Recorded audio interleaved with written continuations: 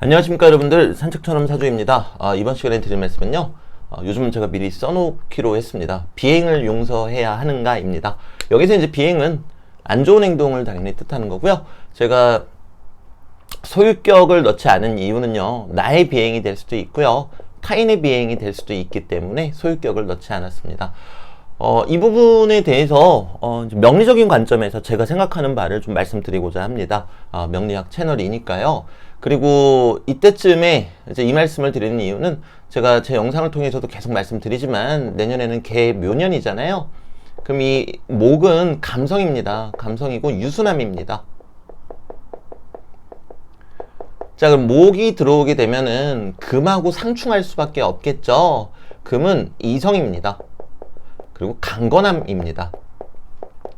그렇기 때문에 감성과 이성이 충돌하는 한 해가 될 것이기 때문에 이런 영상을 올리도록 생각을 했습니다. 말이 꼬이네요. 네, 그럼 시작하도록 하겠습니다. 우리가 살면서 참으로 많은 비행을 목격하게 됩니다. 나의 비행, 그리고 타인의 비행, 그리고 나에게 영향을 끼치는 비행, 그리고 나와는 상관없지만 그저 타인의 비행, 이 비행을 참 많이 보게 됩니다. 자, 그럴 때 우리는 분노하기도 하고요. 어떨 때에는 이 비행의 원인을, 그 사람이 왜 이런 비행을 저질렀는가, 그 원인을 알고 아이러니컬하게도 공감하기도 합니다. 자, 그런데 공감을 했지만 이 비행이 나에게 쏟아질 때에는 오히려 공감이 아니라 혐오를 하기도 합니다. 혐오를 하는 이유는 단 한 가지죠. 나는 그럴 때 그러는 사람이 아닌데 저 사람은 그런 원인이 있었다고 그렇게 했으니 나는 혐오할 수밖에 없다. 이러한 아주 단편적인 그런 공식이랄까요? 이런 것들을 우리는 갖고 있습니다. 저도 마찬가지고요. 자, 근데 명리적으로 봤을 때는요, 양과 음이 있습니다. 이 양은 강건해요. 대단히 강직하죠. 자, 음은 유순합니다. 자, 그런데요, 이 유순함이 한편으로는 험준함, 험난한 그런 모습도 가지고 있습니다. 우리는 타인의 비행을 논하기 전에 우리 스스로의 비행에 대해서 먼저 생각해 보는 게 참 좋을 것 같아요. 왜냐면 사람들은 저마다 본인의 비행은 합리화시키는 습성이 있으니까요. 자, 우리가 어떠한 비행을 타인에게 저질렀다라고 가정을 해볼게요. 여기서 비행이라는 거는 별거 없습니다. 타인에게 피해를 끼치는 행위겠죠. 어떠한 형태로든요. 참 어려운 문제죠. 왜냐면 내가 알고 끼치는 경우도 있고요, 몰랐는데도 나중에 뚜껑 열어보니까 피해를 입힌 경우들도 수두룩하게 많잖아요. 그리고 나에게는 어쩔 수 없는 이유도 생겼을 수도 있고요. 자, 그런데요, 이 명리적으로 봤을 때 이 험준함, 험난함을 상징하는 음은요, 늘 깨달음, 성찰과 이어집니다. 성찰을 통한 깨달음이라고 말씀드려야 될까요? 네. 그래서 이 음이라는 거는 정말 괴롭고 힘든 거는 맞아요. 그런데 그게 우리가 잘만 활용하게 되면은 깨달음, 그리고 성찰로 이어질 수 있단 말이죠. 그리고 우리가 이 타인의 비행, 특히나 나와 상관없는 타인의 비행을 볼 때에는 그러한 잣대가 대단히 엄격해지게 됩니다. 그럼에도 불구하고 이런 거 있죠. 뭐 어떤 사람이 물건을 훔쳤어요. 물건을 훔쳤는데 그 집 사람들이 너무 오손도손 살고 있었는데 돈이 없는 거예요. 그리고 자식들이 굶어 죽게 된 거예요. 마치 장발장처럼. 그래서 빵을 하나 훔쳤다. 그럼 그 원인을 알고 우리는 용서를 해줍니다. 근데 빵을 훔치는 과정에서 사람을 죽였다. 그러면 우리는 용서할 수가 없죠. 자, 근데 어떤 사람은 사람을 죽였음에도 불구하고 우리가 용서하는 사람들이 있어요. 평생 가정폭력에 시달리고 나는 물론이고 자식들도 너무 괴롭게 만들어가고 있었는데 차라리 자식들을 위해서 내가 희생하겠다. 그리고 남편을 살해하는 경우도 실제로 있으니까요. 그럴 때는 대다수 분들이 사람 죽이는 것은 잘못했지만 한편으로는 이해가 된다. 또 이러한 스탠스를 유지하십니다. 대단히 어려운 문제라는 거죠. 네. 법적으로는 옳고 그름이 명확하게 나뉘어져 있습니다. 그런데 우리가 그 이면을 들여다보면 과연 어디까지 용서해야 되고 어디까지 우리가 용인할 수 없는지, 그게 참 어려운 문제라는 거죠. 자, 다시 본론으로 돌아오자면요, 이 음이라는 거는 대단히 험준하고 험난함을 상징하기도 하는데요, 성찰을 통한 깨달음을 얻었다면은 그때는 유순함이라고 표현하는 게 맞습니다. 여기서 이야기하는 유순함은요, 이 강건함을 이기는 힘입니다. 오히려 강건함은 힘으로 그리고 어떤 추진력으로 모든 것들을 제압하려고 하지만, 유순함은 말 그대로 그런 유한 모습으로 더욱 많은 사람들을, 제압이 아니죠, 그 많은 사람들이 스스로 따르게 할 수 있는 기운이니까요. 자, 그러면 우리는 이쯤 돼서 이렇게 한번 생각해 볼 필요가 있을 것 같습니다. 이 음이라는 거는 저마다의 험준함, 괴로움을 동반하는 것이고, 이를 통해서 성찰 그리고 깨달음으로 이어지는 사람이 틀림없이 있을 것이라는 거죠.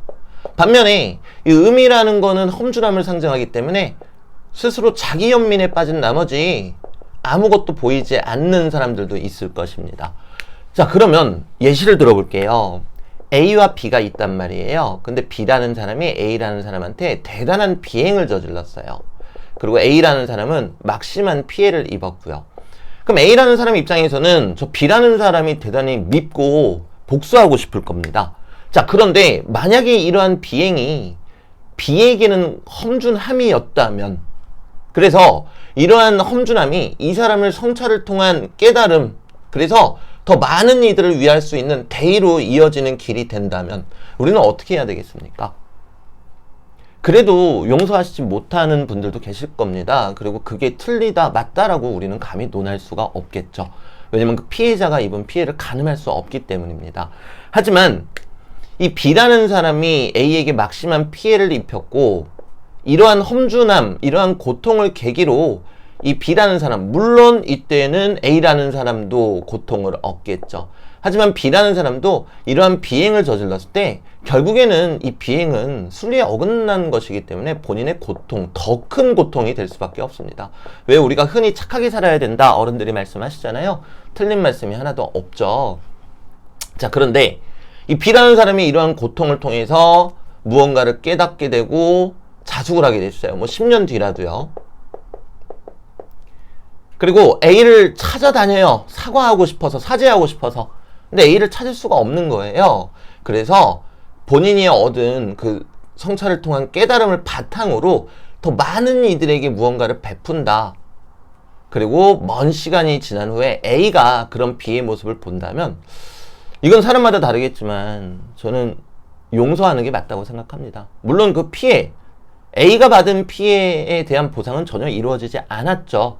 하지만 B라는 사람이 나에게 피해를 입힘으로써 그게 계기가 되어서 무언가를 성찰하고 깨닫게 되었고, 그렇게 얻은 깨달음을 많은 이들에게 정말 대의를 위해서 나누어주고 있다면, 그럼 나의 역할은 그것으로 끝났다 라고 생각하는 게 옳지 않은가 싶습니다. 다시 한번 말씀드리지만 답이 없는 문제예요. 우리가 어떤 형태로든 내년에 각자의 형태로 감성과 이성이 다투면서 겪어야 될 문제이기도 하고요. 그리고 그 피해가 나에게 왔을 때 이거를 과연 용서할 수 있는가? 어디까지가 정이고 어디까지가 불이고, 우리가 법적으로 따진다면 대단히 명확하겠죠. 하지만 사람 인생이라는 게 그렇지 않습니다. 실제로 어떤 누군가가 나에게 큰 피해를 줬는데 이 녀석이 나한테 왜 피해를 줬지? 해서 이 녀석의 뒷조사를 해보면은 이해는 안 되지만 왜 그랬는지는 알겠다 싶은 상황들이, 속속들이 나오는 경우가 정말 많거든요. 물론 정말 악당 같은 놈들은 그런 거 없겠죠. 네. 하지만 똑같은 사람이라는 전제 하에요. 네. 여기서 사람은 어떤 인지 능력 그리고 인격을 갖고 있는 사람을 뜻하겠죠. 저는 그렇게 생각합니다. 네. 그냥 요약해서 말씀드리자면요. 누군가가 저에게 비행을 저질렀을 때 당장 분개하기보다는 그 사람이 나에게 저지른 비행이 그 사람의 깨달음의 단초가 되기를 원합니다. 네. 그래야 그 사람도 무언가를 더 크게 깨닫고, 그게 언제가 되었든 되돌아 봐서 본인도 살다 보면 똑같은 피해 분명히 당할 거잖아요. 그때 나라는 사람이 생각이 날 거란 말이죠. 그러면 그때가 10년이 됐든 5년이 됐든 15년이 됐든 그 사람이 무언가를 얻어갈 수 있을 때라고 생각을 합니다. 그리고 이 얻음을 바탕으로 더 많은 사람들에게 나누어 준다면 그때는 용서하는 것이 맞겠다라는 생각이 듭니다. 참 어려운 문제입니다. 왜냐면요. 그럼 5년, 10년 동안 나는 어떻게 하냐고요. 네. 괴로움에 막 신음해야 된다는 얘기잖아요. 하지만 그 피해로 인한 나의 괴로움도 역시 나를 성찰 그리고 깨달음으로 이어주는 통로가 된다면 아이러니컬하게도 이 역시 나를 위한 괴로움, 고통이 아닐까라는 생각이 듭니다. 그럼 나는 비행의 피해자지만 이 성찰과 깨달음을 바탕으로 또 많은 사람들한테 무언가를 나누어주는 사람이 된다면 정말 아름다운 세상이겠네요. 그쵸? 네. 네, 그런 세상이 올지는 모르겠습니다. 다만 제가 말씀드리고 싶은 거는 함무라비 법전이죠. 눈에는 눈, 이에는 이. 지금은 그런 시대는 아닌 것 같아요. 네. 참 어려운 문제입니다. 저도 살아오면서 참 많은 피해를 겪었고요. 그 사람들을 떠올리면은 한편으로는 그게 맞는가라는 생각이 듭니다. 왜냐면 제가 받은 피해, 정신적인 피해, 금전적인 피해, 더 나아가서 제 소중한 이들을 지키지 못했던 그런 피해들 떠올리면은 과연 그럴 수 있을까? 그 생각이 듭니다. 하지만 제가 공부하는 명리적으로 봤을 때에는 그런 가해자들이 반성하고 생각하고 이를 통해 실천한다면 제가 받은 피해에 대한 보상이 이루어지지 않았더라도 네, 용서해주는 게 맞지 않을까 라는 생각이 듭니다. 물론 그 가해자가 시간이 한참 지나고 뭐 그 시간이 언제가 될지도 몰라요. 임종할 때가 될 수도 있겠죠. 그 가해자가. 그러니까 우리 입장에서는 너무나 어려운 문제예요. 그리고 내년은 이런 문제에 대해서 생각해 보기에 참 좋은 해인 것 같고요. 그 무엇도 옳고 그름은 없다고 생각을 합니다. 네. 만약에 제가 지금 이렇게 드리는 말씀이 100% 옳은 말이라면 세상에 법 따위는 필요가 없겠죠. 근데 그렇게 되면은 악인들이 선량한 사람들을 괴롭히는 사회가 될 테니까요. 결국에는 이성과 감성이 조화를 이루었을 때, 적절한 조화를 이루었을 때 그때야말로 어쩌면 정답일지도 모르겠다라는 생각이 듭니다. 그래서 이렇게 해보는 건 어떨까 싶어요. 내가 너무 이성적으로 변했다. 그럼 감성을 조금 가지고 오는 거예요. 왜냐면 이성이 치우쳐져 있으니까요. 또 반대로 내가 너무 감성적이다. 너무 씩씩대고 어우 그 녀석은 반드시 복수할 거야. 죽여버려야 돼. 막 이런다면은 차갑게 또 이성을 꺼내 갖고 오는 건 어떨까? 가만. 이 사람한테 피해를 입히면 나도 법적으로 이렇게 저렇게 되지 않을까?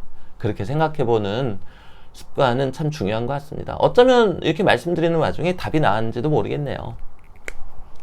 이성과 감성이 조화를 이룬다면은 어떤 때에는 비행을 용서해도 되는 것이고 어떨 때에는 비행을 용서해서는 안 된다가 정답인 것 같습니다.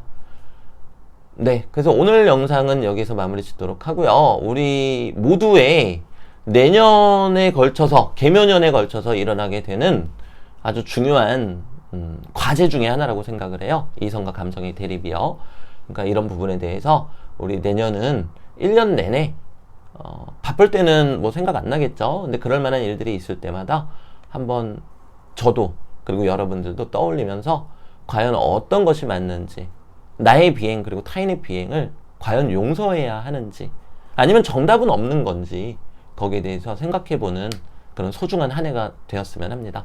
네, 저는 이만 가보도록 하겠습니다. 감사합니다, 여러분들.